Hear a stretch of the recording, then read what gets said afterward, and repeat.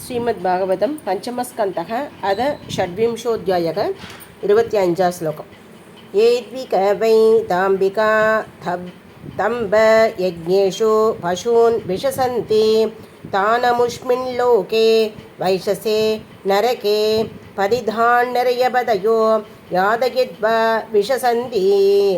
यद्विकवै सवर्णां भार्यां द्विजो रेद भाययति काममोहितस्तं भावकृतममुत्र रेदकुल्यायां भादयित्वा रेदक सम्भाययन्ति।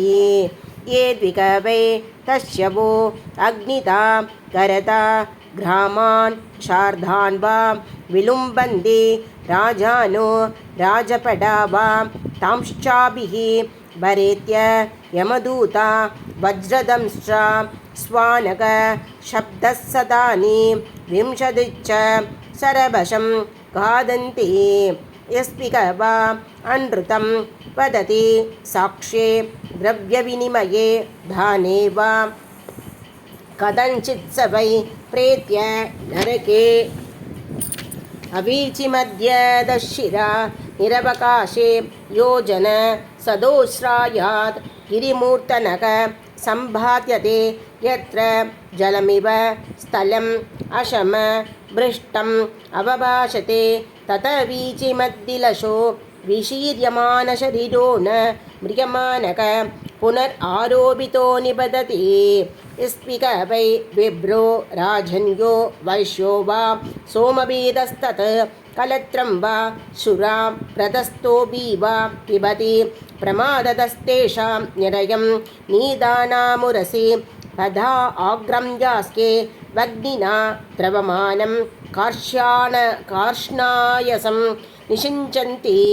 अद च यस्विकवा आत्मसम्भावनेन स्वयमदमो जन्म तपो विद्या चार वर्णाश्रमवतो वरीयशो न बहुमन्येत स मृतक एव मृत्वा क्षारकर्तमे निरयो अवाक्षिरा निभातितो दुरन्ता यादना हि अश्नुते।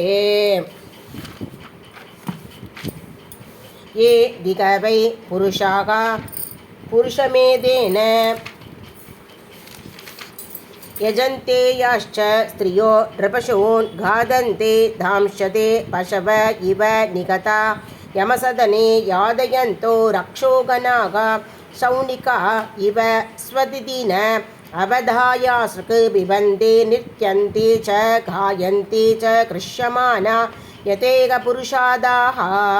ये द्विगवा अनकाशो अरण्ये ग्रामे वा वैश्रम पहैर् उपसृतान् उपविश्रम्भय्य जिजीविषून्